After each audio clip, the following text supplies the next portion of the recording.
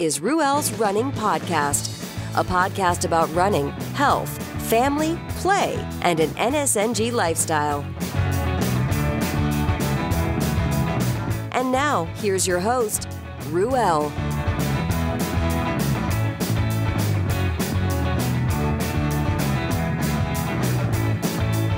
Excuse me as I rock on. That's Went Away by Dorothy Lane. Dorothy Lane out of Martinez, California. That's out of the Cut and Dry album. Check them out at dorothylanemusic.com. Yeah.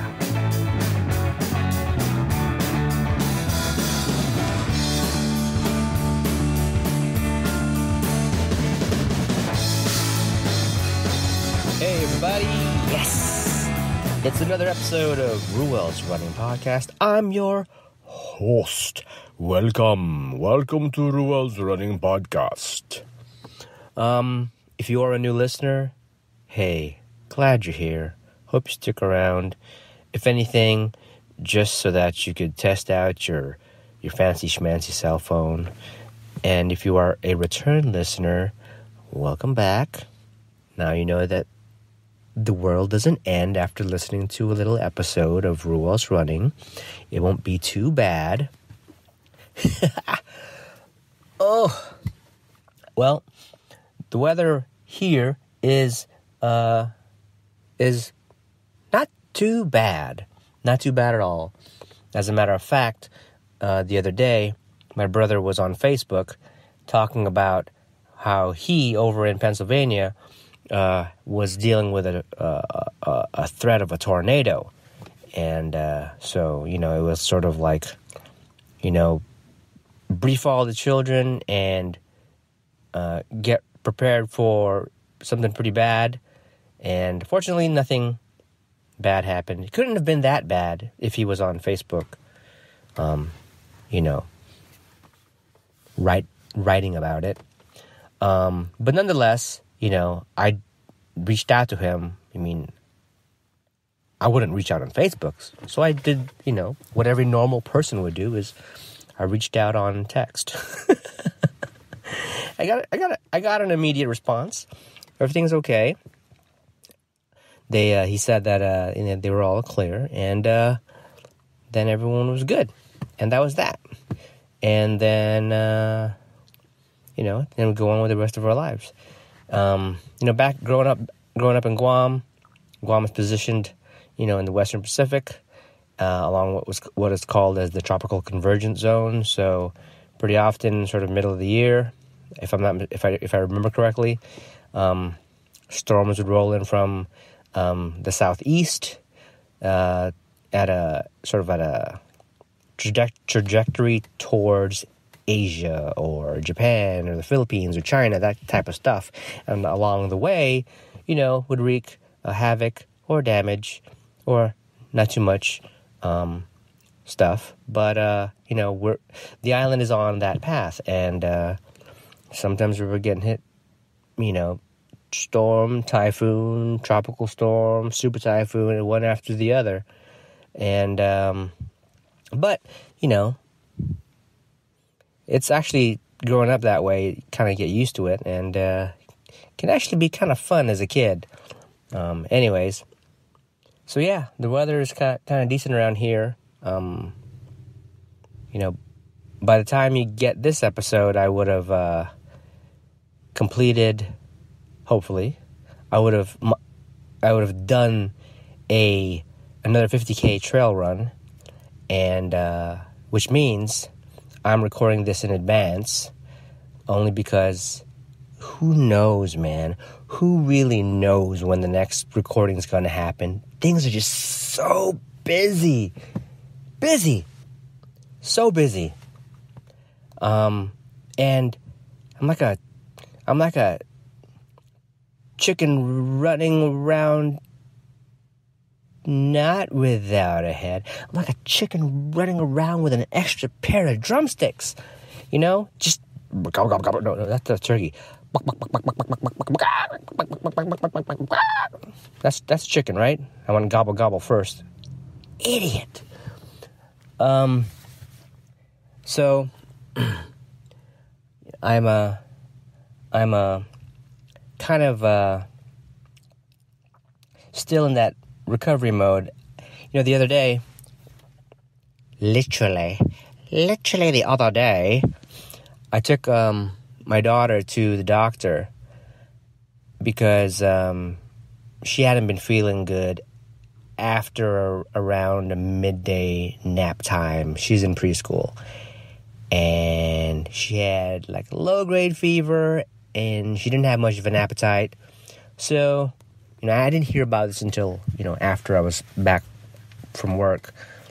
So earlier in the evening, after I got her siblings dinner, I took her to urgent care. But we didn't head there urgently and to seek the care. We just sort of cruised on through. And when you get in there, there isn't all this urgent activity in the waiting area. There was nobody there, There was nobody there. And tons of chairs, tables. There was a big screen that wasn't even entertaining. It had like an ad for something related to their medical stuff. I don't know. It didn't even change. The screen is sort of like, if you ever go to the restaurants or some of these mall type foodie places, and they have the menu. It's I don't know if it's where it's like in your part of the world, but there's these big screens, like 42-inch flat screen, LCD TVs, and all it does is just show digital representation of their menu, which is cool because they could easily just, change something on some software and then they could change the menu on the fly. Or if they want to get fancy about it, they would use it to sort of slideshow the next page or the next screen of what the menu is. So you would feel almost like you're at an airport waiting to find out, which gate you have to go to either leave or to receive somebody who's arriving. But, so we're at this waiting room and, hi, may I help you? That's my impersonation of the dude. And that didn't sound very doodly, but, hi, may I help you? And to be honest, I know of the guy. I just didn't let it be known that I know of him. One of my other kids, one of his, let's call her teachers, we know that that's the husband, and we just didn't want to be like, hey, let's have a weird interaction. I know your wife. So I just kept quiet and checked my son in, and they're like, well, there's going to be 1% ahead of you, and but, you might be able to be seen earlier. And I looked around, I'm like, somebody ahead of us? Really? Okay, not a big deal. It's at the end of the day, literally. It's because it's nighttime now at this point, and so pay the guy something, not him, but paid the copay and grabbed one of the many seats. And my daughter wanted to hang out where the little kid activity puzzles and tables were, so we did that. Meanwhile, I had my Ruel's Running podcast computer, podcast computer, handy dandy, so that I was working on an episode of the podcast. And let me see if I can do this. Just trying to replace a track on an episode with a different version of the same song. I've been in contact with Nick Knobs of Dorothy Lane, the band Dorothy Lane over at Martinez, California, and you would have heard them again at the intro, and you'll hear them again at the outro, and you'll probably hear them again midway in this episode. I'm really digging Went Away, also known as Anna's Song. It's on their track, Cut and Dry. It's on their album, Cut and Dry. And, you would have heard me mention that earlier on in the show as well. But, even like the instrumental version, like, how can you not feel good listening to that track? Man, it's so good. So shout outs to Dorothy Lane, and thank you again for blessing the podcast and the podcast listeners with your music. It's awesome, and I do plan to work in other songs to share the love. But so anyways, I was working on a podcast at the waiting area. Wasn't a whole lot of time, which was fine. I wasn't there to take advantage of the workspace, but I was just trying to fit in where I can get stuff fit in. Stuff is just so pretty busy. I did some work, but had to shut it down real quick because it was time for my daughter to be seen. And so I'm going to describe kind of how that went in. And for the listener who doesn't have any kids or siblings or has any personal experience as a child going to the doctor for whatever reason, because you're from a different planet, this is how it went down. So it comes off as, how can we help you? What are we seeing her for? What seems to be the problem? She sort of has this, she was kind of warm after waking up from a nap, and she couldn't eat anything. She didn't want to eat anything.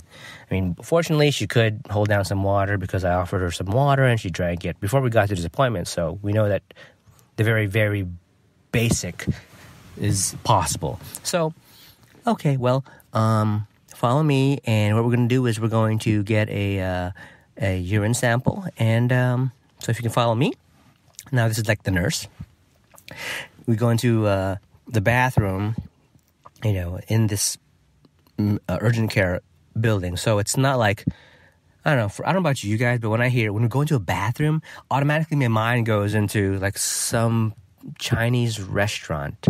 Not to be racist or anything, but what is this Chinese restaurant? Maybe it's a buffet sort of style, all you can eat, and it's just not even in the Chinese buffet. It's just like all of Asia buffet.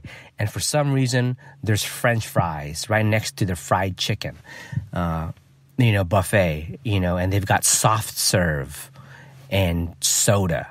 So it's all you can eat Asian, right?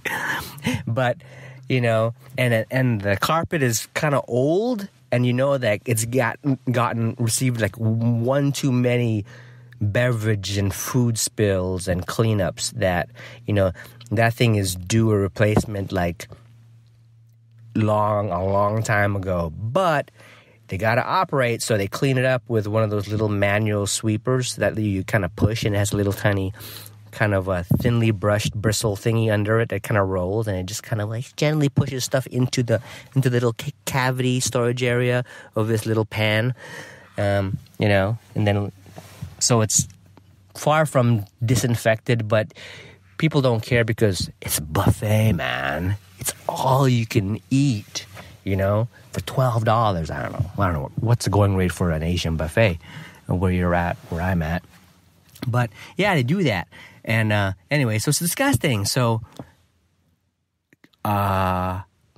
you want to head towards the bathroom, and it's not anymore. It's not like, I don't know, a brand new public library type clean, right? It's not like that. Like everything is super new at a brand new public library. Oh my God, and the books, for whatever reason, they seem new too. Why? They shouldn't be, but everything's brand new. The computers for checking out and the security system, everything's brand new. Oh my gosh. But no, not this. You get this little hallway to get to this Asian buffet restaurant. You get to the bathroom, and it's disgusting, right? But oh, wait a minute. That's not the bathroom. That was the entryway to the kitchen, which also shares the same hallway to get to the bathroom. So the kitchen's disgusting, And they've got like pre-chopped vegetables on stainless steel containers on a cart, a wheeled cart, so that they could get ready to do some batch cooking. But the thing is sort of wheeled out in the hallway, just hanging out, waiting, just because they need space. So, somewhere in this hallway that already reeks like bathroom is the entryway to the kitchen and the entryway to the men's and the women's restroom. And just the whole place smells like bathroom. And, you've got like lettuce and cabbage, and not like lettuce. Who uses lettuce? Well, lettuce wraps. Okay. Anyways, so yeah, kind of really, really appetizing. And I'm just drooling, I'm salivating all over my mic, because I gotta go get some right now. After I talk to you guys, I'm gonna go get me some Asian buffet. Nothing like fried food Friday. That it's not even Friday. Get your fried fish, your fried shrimp, get your fried rice, get your fried chicken, your fried ice water. So, I mean, it's just disgusting. Right? So anyways, like you go into the Chinese restaurant. Why I keep saying Chinese? I apologize, It's the Asians. And I'm Asian. I can talk shit about Asian because I'm Asian. But the bathroom, like the fixtures are just corroding because, like I don't know, like even the stuff that isn't supposed to corrode is like corroding. I don't know are they using acid or, I don't know, maybe Lonnie, why would stuff be like stuff that's, I don't know, it's just disgusting. And maybe it's like, is urine in an Asian restaurant like super acidic and, it'll like burn holes through the porcelain ceramic, material, and just gross. And then, you've got stickers, on the glass and on the wall, workers have to wash their hands before, going back to work. And then it says it in a different language, in Spanish, and then it has some, like, maybe some Chinese and all these different ways to, translations of wash your hands. If you work here, wash your hands before you go back to work. It's great. And there's no soap in the dispenser. It's like, okay, it's got to be somewhere else. Oh, it's in this little, it isn't like in the integrated pump on the counter or against mounted on the wall. It's like a little jar of hand soap that someone would have bought at a CVS or something. But the product that's sitting in the bottle doesn't match up with the label of the hand soap. So it could say hand soap, like lemon fresh hand soap, if that's even a thing. But the thing is, like, the stuff in it is like pink, right? And so you're like, okay, I'm going to squirt this stuff in my hand. I have no idea what it is. And then you kind of have to smell it to kind of hope that it smells like it's hand soap, and use it to wash your hands. And then you turn around to grab some paper towel to wipe your hands. And fortunately, there's paper towels. But it's kind of like, just dangling over like a disgustingly overfilled garbage can right below it. So it's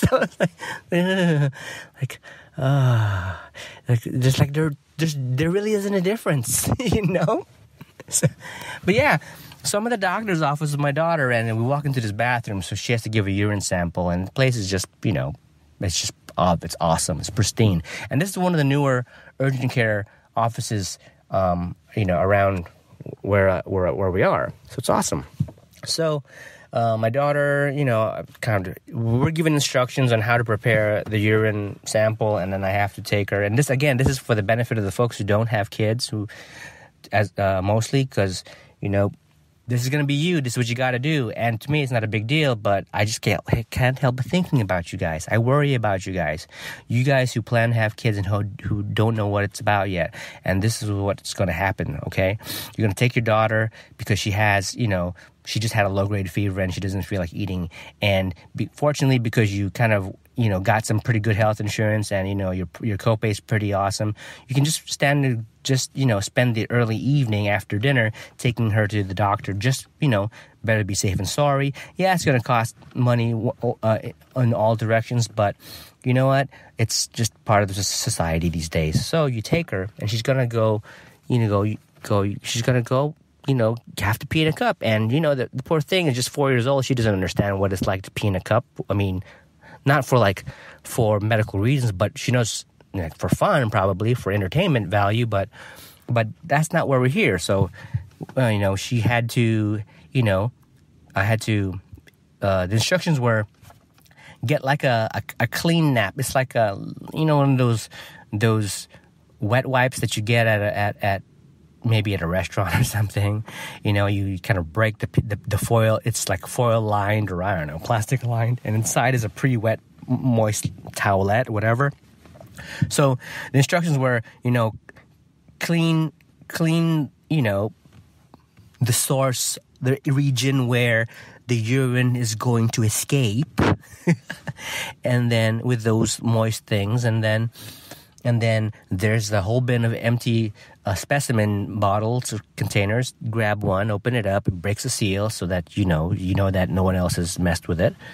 And so then I'm like, okay, got her on the toilet. I always put a liner on the toilet, and here's a trick. Guys, when you have kids, and automatic flushers with a sensor, it's kind of like a hassle when you have a young one who you mount on the toilet because you need to help them on the toilet, especially when the toilet's like an Asian restaurant toilet. You want to be like super as avoiding as much of the germs as possible, right? And the worst thing is to have a pre-flush on a toilet when your kid has just not even started doing the duty on the toilet, and it freaks them out, like, right? You don't want that. So this is my trick. I'll get the toilet seat liner. I'll pull it out of the dispenser, which is always a hassle because you're trying to separate like that middle area, like that middle teardrop area from the rest of like the rim coverage area. And then you always screw it up and you have to damn, and get another one. But anyways, so what I try to do is I'll take like half or a portion of that middle area. I'll just rip it out, right? And then I'll go, and I'll spit on it, right? Because I'm awesome. And when I feel awesome, I spit on things. But I'll spit on that little piece of waxy paper, and then I'll smack it right on top of that sensor, and I'll let it stick over the sensor, hence blocking the sensor. So now I've disabled security. No, I've disabled the toilet automatic flush with the help of that little piece of paper that I spat on. So now, then I'll take the rest of the liner and yada, yada, yada, line the toilet seat. I'll put my child on the toilet, not having to worry about a surprise flush. And then I'll take the little jar and I'm like, okay, don't go pee-pee yet, okay? Don't go yet. We're going to go in this cup. And then I'll hold it under her, and I'm not an idiot, but I want to sound like I'm really, really an idiot. So I hold the cup under her where I think that, things are going to come out. And I'm like, okay, go pee. So then I realized, this sort of pee on demand. No one likes the pressure. No one likes the stress, and performance anxiety. And, but she got it done. But you could hear it kind of like going, right? But I'm like, where is it? And I don't see it, because the benefit of being a dude, having a wiener, is exactly where the pee is going to come out of. Well, whether or not it shoots straight or not depends on, factors. We just call them factors.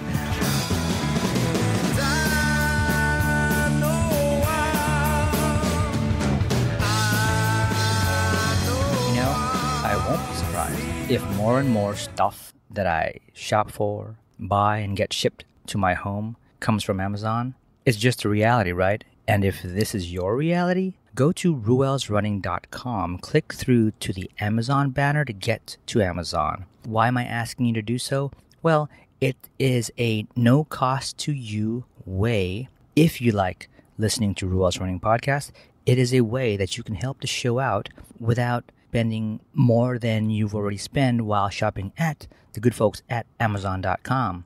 So help us out. Go to ruelsrunning.com, click through to the Amazon.com site, and shop, connect, and enjoy.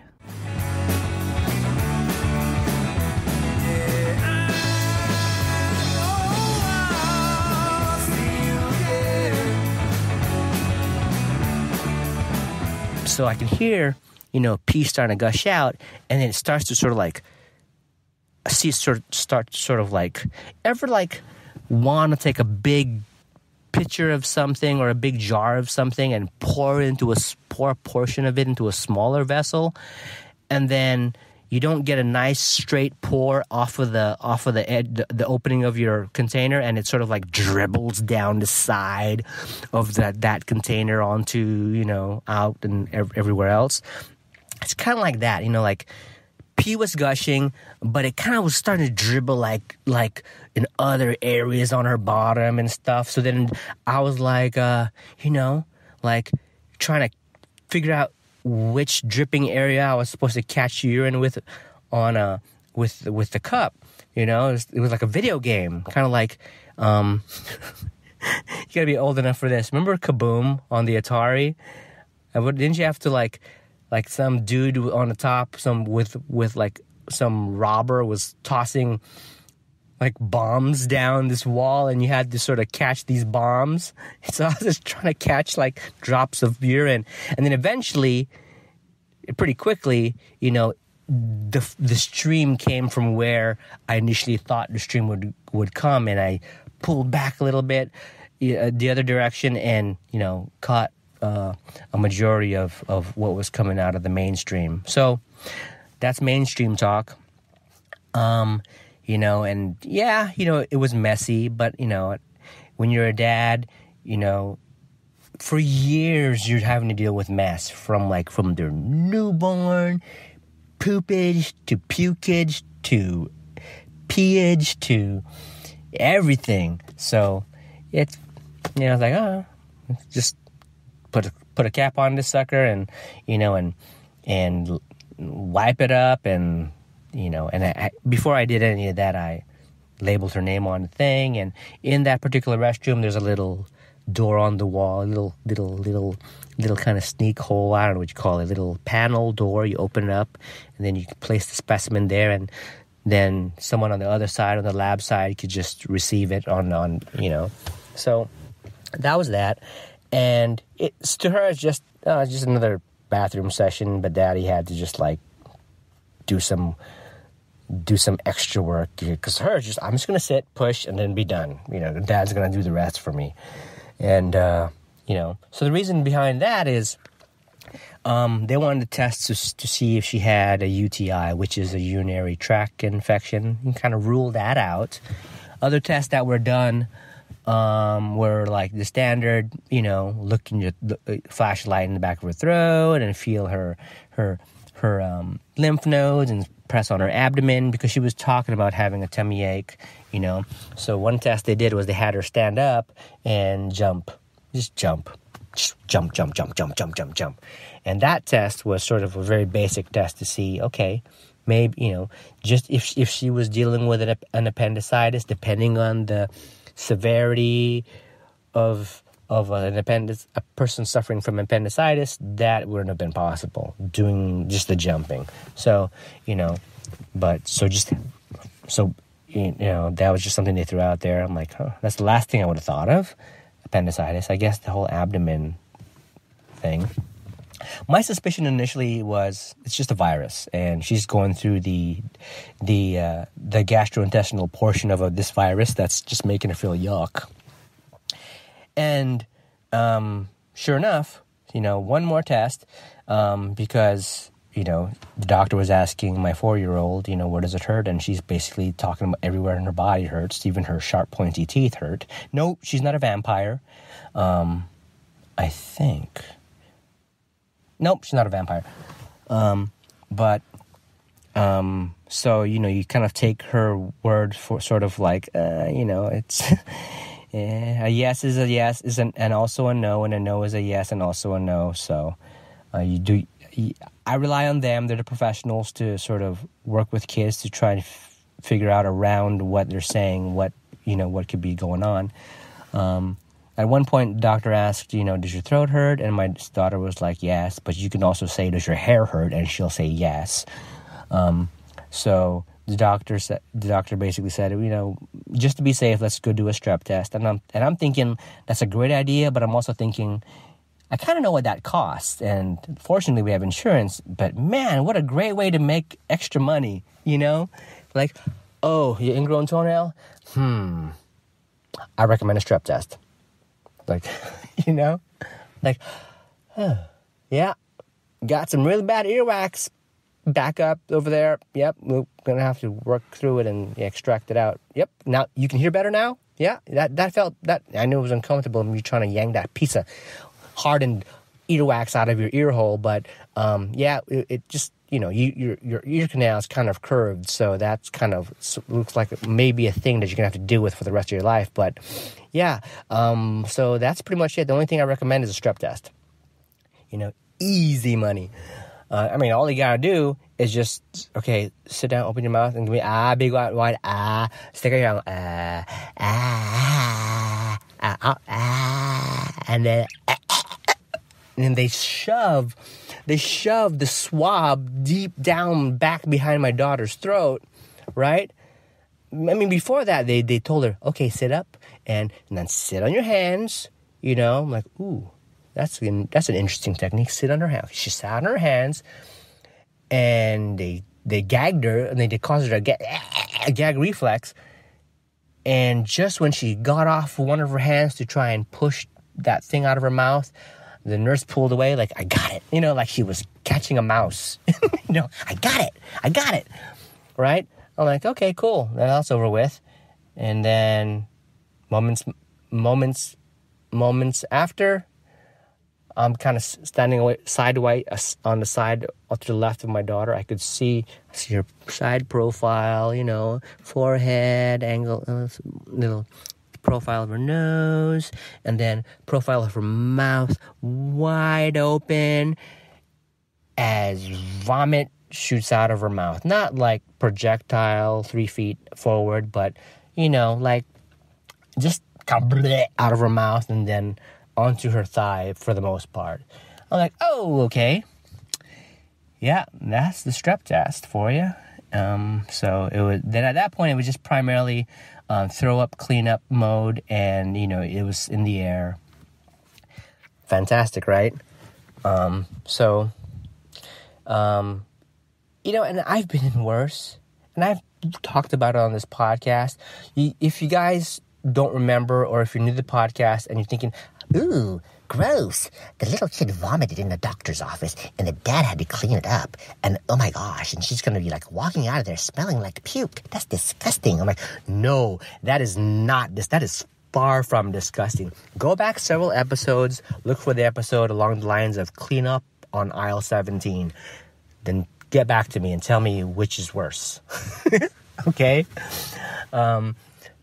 So that was